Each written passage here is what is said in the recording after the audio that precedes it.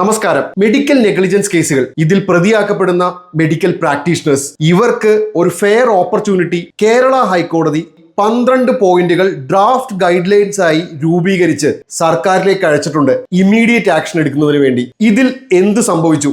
സത്യത്തിൽ മെഡിക്കൽ പ്രാക്ടീഷണേഴ്സിനാണ് ഇതിന്റെ ഗുണം കിട്ടുന്നതെങ്കിലും വാദിയായി കംപ്ലൈന്റ് കൊടുക്കുന്ന ഒരു വ്യക്തിക്ക് സുതാര്യവും അവരുടെ നടപടികൾ വളരെ വ്യക്തമായി മനസ്സിലാക്കാൻ കഴിയുന്നതുമായ രീതിയിലേക്ക് കാര്യങ്ങൾ മാറുമെന്നതാണ് ഈ 12 പോയിന്റ് ഡ്രാഫ്റ്റ് ഗൈഡ് ലൈൻസ് നടപ്പിലാക്കിയാൽ പൊതുജനങ്ങൾക്ക് കിട്ടുന്ന ഗുണം.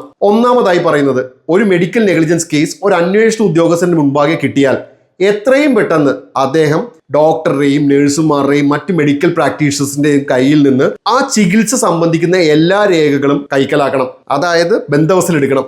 രണ്ടാമത്, അന്വേഷണ ഉദ്യോഗസ്ഥൻ എത്രയും പെട്ടെന്ന് മെഡിക്കൽ ബോർഡ് മുമ്പാകെ ഇത്തരത്തിലൊരു മെഡിക്കൽ നെഗ്ലിജൻസ് നടന്നിട്ടുണ്ട് എന്നൊരു റിപ്പോർട്ട് നൽകണം.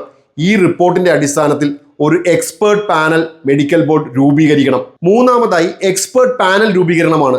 സംഭവവുമായി ബന്ധപ്പെട്ട് വളരെ എക്സ്പേർട്ട് ആയിട്ടുള്ള ഡോക്ടേഴ്സ് അടങ്ങുന്ന ഒരു പാനൽ രൂപീകരിക്കണം. നാലാമത് പറയുന്നത്, ഈ എക്സ്പേർട്ട് പാനൽ ഈ സംഭവത്തെക്കുറിച്ചുള്ള വിശദമായ റിപ്പോർട്ട് 30 ദിവസത്തിനുള്ളിൽ തയ്യാറാക്കി മെഡിക്കൽ ബോർഡ് മുമ്പാകെ നൽകണം. അന്വേഷണ ഉദ്യോഗസ്ഥരും ഇതിന്റെ ഒരു കോപ്പി ലഭിക്കണം. അഞ്ചാമത് പറയുന്നത്, ഇത്തരത്തിലൊരു റിപ്പോർട്ട് സമർപ്പിച്ചു കഴിഞ്ഞാൽ ഇത് സംബന്ധിക്കപ്പെട്ട മെഡിക്കൽ പ്രാക്ടീഷണർ, പരാതി കൊടുത്ത പരാതിക്കാരൻ, ഇവർക്ക് രണ്ടുപേർക്കും നോട്ടീസ് അയച്ച് ഉടനടി തന്നെ എക്സ്പേർട്ട് പാനൽ മുമ്പാകെ ഹാജരാവാൻ നിർദ്ദേശിക്കണം.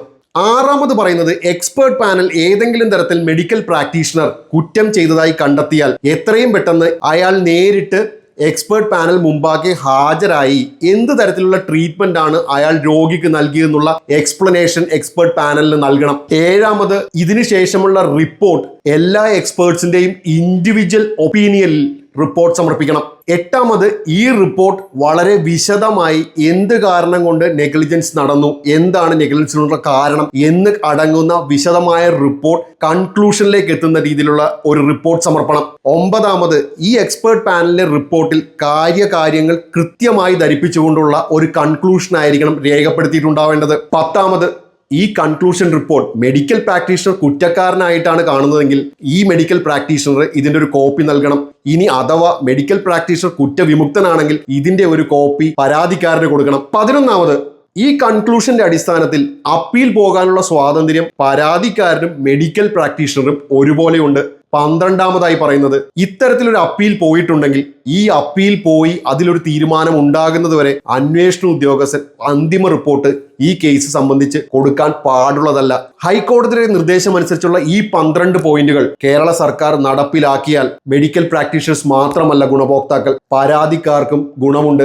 സിസ്റ്റം ഫെയിൽഡ് എന്ന് വളരെ നിസ്സാരമായി പറഞ്ഞ് എഴുതി തള്ളുന്നതിന് പകരം നിർദ്ദേശങ്ങൾ പാലിക്കുകയും സിസ്റ്റം ഫെയിൽ ആകുന്നതിന്റെ ഉത്തരവാദിത്തം സിസ്റ്റം നിയന്ത്രിക്കുന്നവർക്കാണ് എന്ന് മനസ്സിലാക്കിക്കൊണ്ട് ഉത്തരങ്ങൾ പറയുകയുമാണ് ചെയ്യേണ്ടത്.